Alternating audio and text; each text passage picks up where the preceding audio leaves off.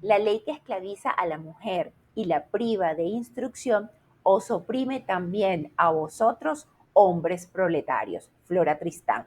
Yo soy Isolde Emilia Cardoso, participante de la maestría en estudios de la mujer de la Universidad Central de Venezuela y basada en los contenidos estudiados en la materia teoría feminista, hoy voy a hablarles del feminismo socialista utópico Flora Tristán. ¿Y quién fue Flora Celestina Teresa Enriqueta de Tristán y Moscoso, mejor conocida como Flora Tristán? Fue una escritora feminista revolucionaria que nace en 1803 al inicio del siglo XIX, el 7 de abril en París. Su padre, Mariano Tristán y Moscoso, fue un aristócrata y coronel peruano natural de Arequipa y miembro de la Armada Española. Su madre, la francesa Amlineb, quien había huido a Bilbao, España, durante la Revolución.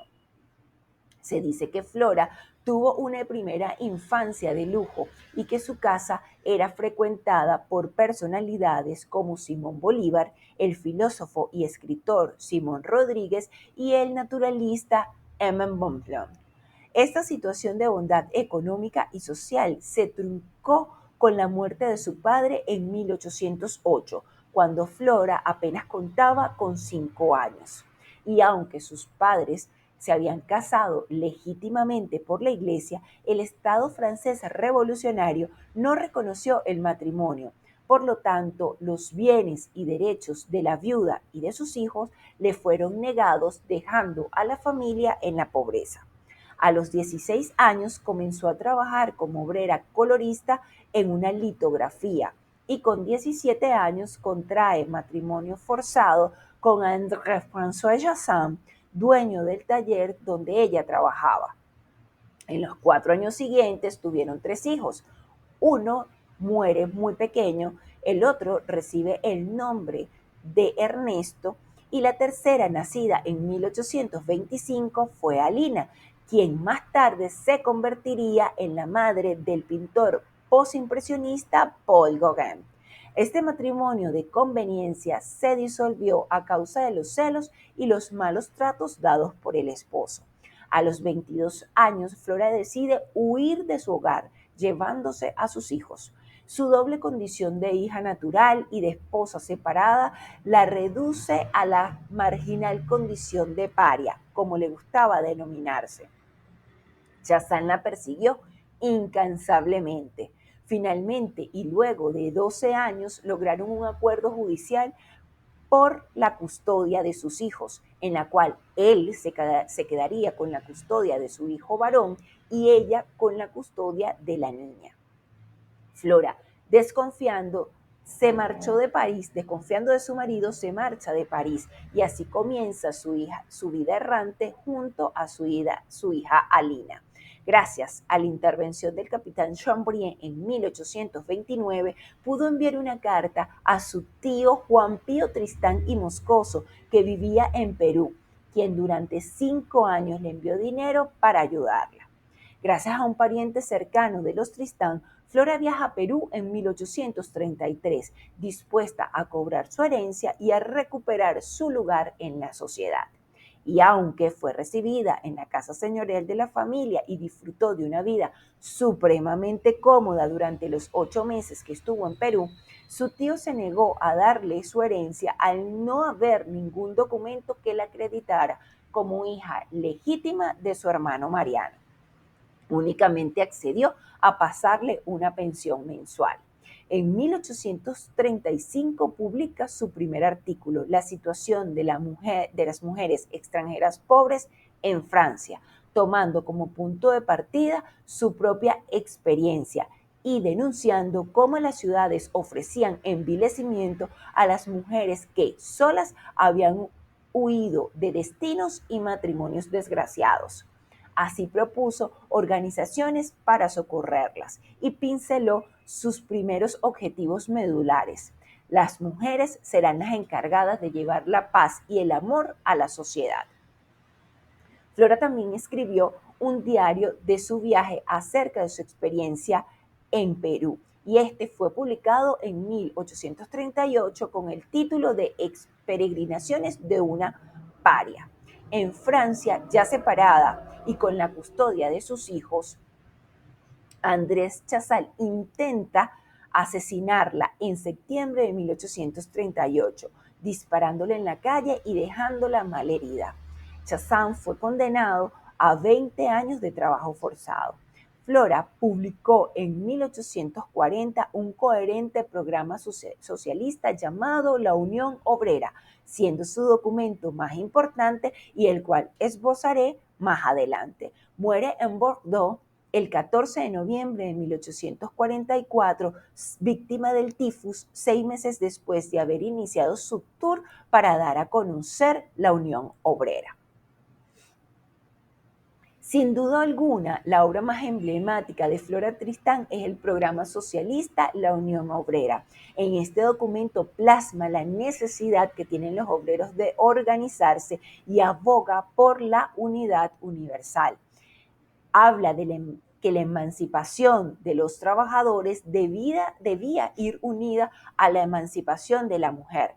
Se convierte así en la primera mujer en hablar de socialismo y de la lucha de los proletarios. Carlos Marx reconoce su carácter de precursora de altos ideales nobles y sus libros forman parte de su biblioteca personal. Sin embargo, es interesante mencionar que en su manifiesto comunista publicado en 1848 no la cita. Se dice que esto pudo haber estar motivado por la condición femenina de Flora. Flora Tristán no solamente se limitó a luchar por los derechos de la mujer o por los derechos de los obreros, temas que eran considerados causas radicales en su época. Asimismo, se opuso a la esclavitud, al oscurantismo religioso y a la pena de muerte. Se llamó a sí misma la apóstol de la Unión Obrera. Y en abril de 1844 salió en un tour por Francia a llevar el mensaje, con la policía siguiéndole los pasos, ya que las reuniones políticas estaban prohibidas. Ella es realmente la que crea la consigna Proletarios del Mundo Unidos. Flora en la Unión Obrera le habla en igualdad a las mujeres y a los hombres. Se dirige a ellos como obreros y obreras, escuchadme. Deja claro que la violencia no es el camino a tomar y ello puede estar basado en las consecuencias desmovilizadoras y desorganizativas tras el fracaso de la insurrección de 1833 y 1834 y la brutal represión sufrida por los obreros del Ayo.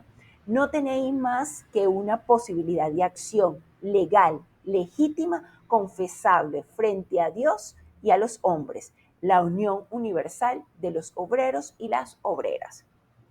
La propuesta de Flora es clara: la unión general de los obreros y obreras sin distinción de oficios, la unión que tiene por objetivo constituir la clase obrera y construir varios palacios de la Unión Obrera, edificios donde se educarían a los niños de ambos sexos desde los 6 años hasta los 18 y se acogería a los obreros lisiados o heridos y a los ancianos.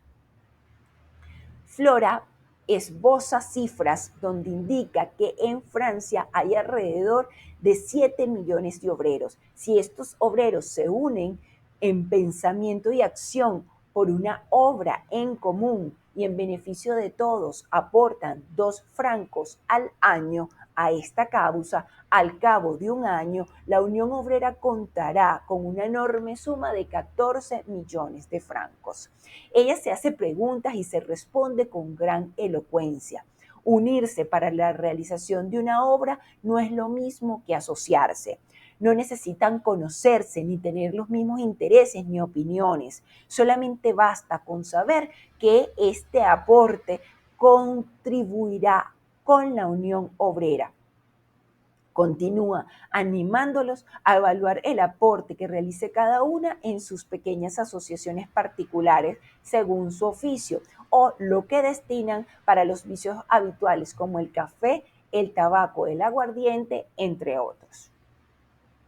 Flora entiende y deja claro que bajo las condiciones de abandono y sobrecargo de trabajo en las que se encuentra el pueblo y donde las 3/4 partes no sabía leer y la otra cuarta parte no tenía tiempo para leer, esto limitaba su proyecto de unión universal a solo papel con letra muerta, por más magnífico que éste pudiera ser. Así que decide ella misma recorrer Francia de un extremo a otro con el proyecto de la Unión Obrera en mano para hacerlo conocer a esos obreros que no sabían leer o que no tenían tiempo para leer. Ella decide actuar por una causa y cumplir una hermosa misión. Flora divide su obra en 9 capítulos muy claramente redactados. Para efectos de esta exposición les hablaré desde el capítulo 1 al capítulo número 4. De la insuficiencia de las sociedades del socorro, compañerismo, entre otros. Flora analiza varias obras publicadas por obreros letrados y le llama poderosamente la atención que ninguna aporta una mejora verdadera y positiva en la situación material y moral de la clase obrera. Ninguna habla de una posición social que mejorara o reclamara el derecho al trabajo, a la instrucción y a la recomendación frente al país. Flora habla de que la verdadera causa de todos los males que aflige a la clase obrera es la miseria. Y en este capítulo pone de manifiesto desde el pensamiento feminista la clase social. Su clamor no es otra cosa que la tan anhelada movilidad social desde la preparación, la educación. De los medios para construir la clase obrera. Flora hace hincapié en establecer cuál es la diferencia que existe entre la unión obrera propuesta por ella y lo que existe para la época bajo los nombres de asociación de compañerismo, la unión y socorros mutuos. Ella habla de que el objetivo de estas diversas asociaciones es la ayuda mutua entre sus miembros, socorrer mutua e individualmente entre miembros de la misma sociedad. Acciones que, si bien es cierto, alivian el estado de miseria, pero no la erradica. Estas asociaciones unen a los obreros, le dan sentido moral a sus sentimientos, alivian sus sufrimientos. Sin embargo, no es suficiente para que estos puedan cambiar su vida porque no poseen las herramientas para hacerlo. El proyecto de unión de Flora concebido tiene una amplia fundamentación y este se basa en construir la unidad compacta indisoluble de la clase obrera, convertir la Unión Obrera en propietaria de un enorme capital mediante cotización voluntaria de cada obrero, adquirir por medio de este gran capital un poder real que es el poder que da el dinero, prevenir por medio del poder la miseria y extirpar el mal desde su raíz, dando a los niños de la clase obrera una sólida educación racional capaz de hacer de ellos hombres y mujeres instruidos, razonables, inteligentes y hábiles en su profesión. Recompensar el trabajo tal como debe serlo con general abundancia y dignamente. Para el momento, Flora explora cuál era la posición social de la clase obrera en Francia y cuáles derechos le quedan por reclamar. Basa su análisis inicial en la Declaración de los Derechos del Hombre y del Ciudadano e insiste que antes de estos derechos del hombre y del ciudadano existe un derecho imperativo, imprescriptible, que es el derecho a vivir. Pues bien, Para el obrero, que no posee bienes, ni tierras, ni absolutamente nada más que sus brazos, los derechos del hombre y del ciudadano no tienen ningún valor si previamente no se reconoce el derecho a vivir. Y para el obrero, el derecho a vivir es el derecho al trabajo, lo único que puede darle la posibilidad de comer y, en consecuencia, la posibilidad de vivir. La única propiedad de la clase obrera son sus brazos. En el ejercicio del libre disfrute de su propiedad, éste tiene la potestad de poder utilizar sus brazos como y cuando les guste, y para ello debe tener el derecho al trabajo. En cuanto a la garantía de su propiedad, consiste en una sabia y equitativa organización del trabajo. Flora recuerda que a la clase noble ha sucedido la clase burguesa, ya mucho más numerosa y más útil. Desde la constitución de la clase burguesa se ha vuelto tan poderosa que puede apropiarse con exclusividad de todos los poderes del país y se representa a ella misma en la Cámara, no para defenderse, sino para imponer sus ideas. Hace falta entonces que la clase obrera se constituya en una unión, en una unidad, siendo esta la más grande y viva del país. Una vez constituida, nombre un defensor de la unión obrera. Este representante no deberá ocuparse de cuestiones políticas ni de cuestiones religiosas. Su misión se limitará a llamar la atención sobre dos puntos: el derecho al trabajo para cualquier individuo y con vista al bienestar de todos y todas, y a la organización del trabajo, devengando este defensor unos honorarios generosos por su trabajo. También deja claro que él mismo deberá rendir cuentas anualmente al Comité Central de Empleos del empleo de los fondos que haya recibido. Otro punto relevante en la obra de Flora para el momento es el hincapié que hace en la necesidad de recurrir a publicidad, y así lo expresa en su programa. Tener publicidad en nuestros días es necesario, la publicidad en todas sus formas, y que esto exigía dinero. Habla de gastos de imprenta, colaboraciones, anuncios, viajes, dibujos, grabados, litografía, de los cuidados de una casa, entre otros. ¿Por qué menciona a las mujeres? Flora inicia dando un recorrido por esa idea que tiene la iglesia, por la idea que tiene el legislador y los sabios filósofos de las mujeres, que las mismas no son nada o menos que nada y no deberían gozar de ningún derecho. Con lo cual deja claro que la niña que nace queda a merced en la casa de una mujer y una abuela que no tienen instrucción para hacer de ella una mujer preparada y que ésta pueda colaborar en su casa y aportar en la sociedad. Y dice que mientras esto sea de esta forma, seguirá siendo un círculo del cual es imposible salir si efectivamente no se le da la oportunidad de ser educadas, de ser apoyadas y de ser tratadas en igualdad de condiciones. Flora deja claro que es evidente que la riqueza de la sociedad se cuadruplicará a partir del día en que se llame a las mujeres, la mitad del género humano, a aportar en la actividad social la suma de su inteligencia, su fuerza y su capacidad.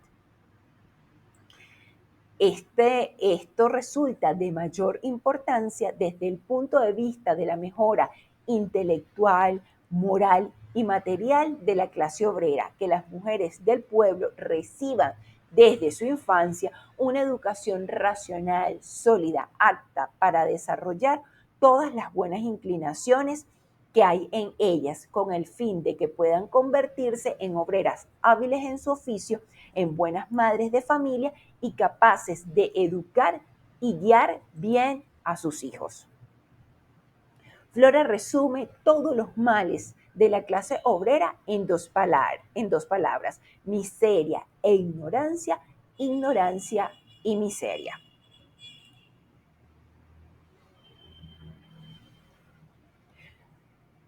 Nos invita a suponer por un momento que la mujer sea de derecho al igual al hombre, que por un instante ya no se le temiera a las consecuencias peligrosas que conlleva necesariamente en su actual estado de servidumbre.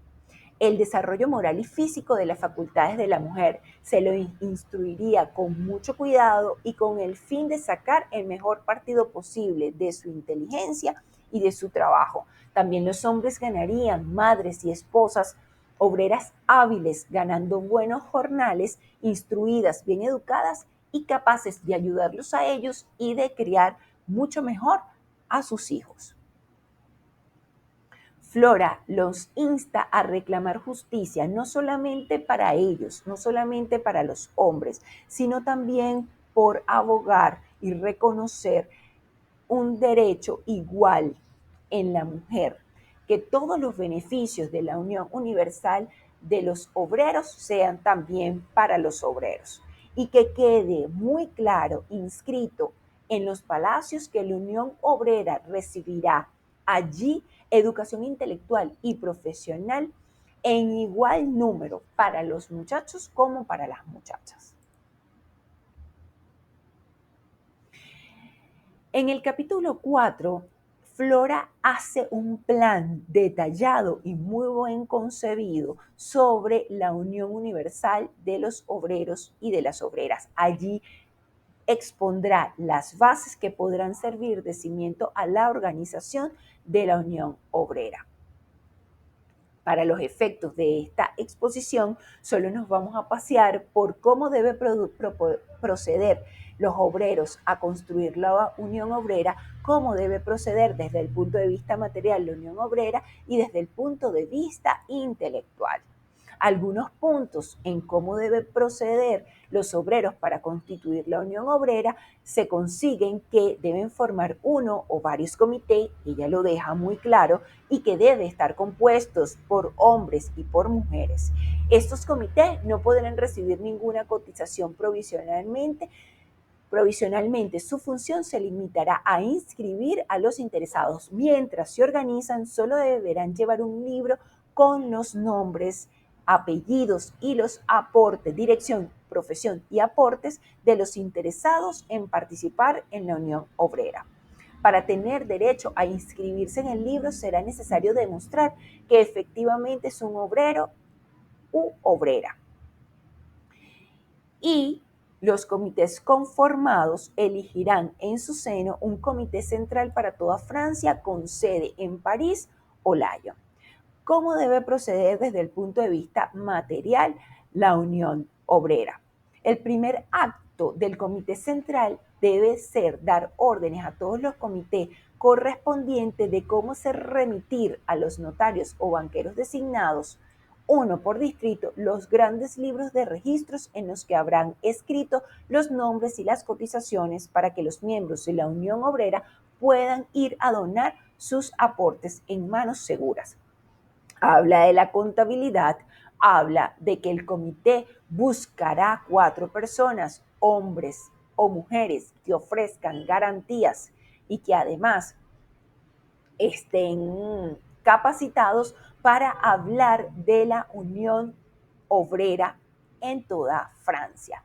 El comité investirá a estas 4 personas de plenos poderes y la enviará a recorrer Francia, como ya dije, con el título de enviados de la Unión Obrera.